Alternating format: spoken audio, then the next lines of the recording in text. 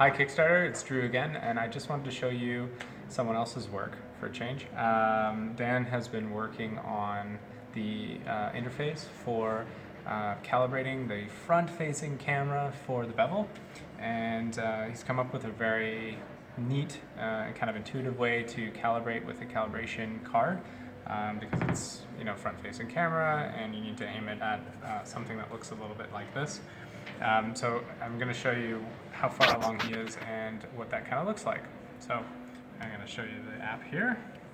So you'll have a calibration card. It'll be very similar. We're using the one from our desktop scanner right now, but you'll have something that's a little flatter, thinner, and again, you only need to do this for every time that you switch phones.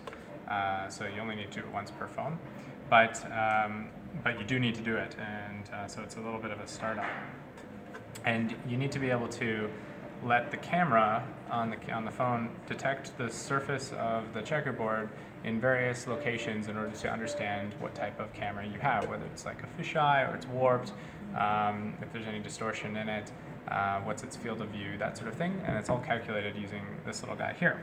So I'm going to show you sort of the interface of how that works. So if Dan, you don't mind showing the screen here. Okay, so we got a little splash screen, and when you first start, you're going to be asked to calibrate because there is no calibration on the phone. So we're just going to go ahead and do that. And so what we see is, hi, and there's Dan's face. Okay, I can just talk on this one. What we see here is we've got the checkerboard pattern where I'm supposed to put this box in order to get it to work. And this is much easier than if you just put the phone down and then I can just aim the calibration box somewhere in there, and magically it takes that image and is able to calibrate and gives you the next image that I'm supposed to emulate.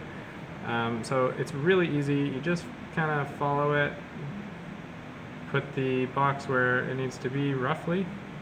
Just make that a little brighter. And still a few bugs to work out. And then you just keep going until it's finished. Just keep going until it's finished, and then you get to calibrate that front-facing camera.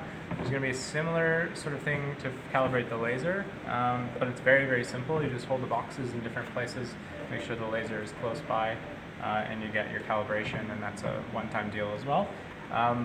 So thanks, Dan. That's very intuitive. This is the first time I've ever used it, and it was live on camera, and it worked like a charm, so that's awesome. And I'm hoping that everyone will have some comments and ideas. We'll try to get more videos out.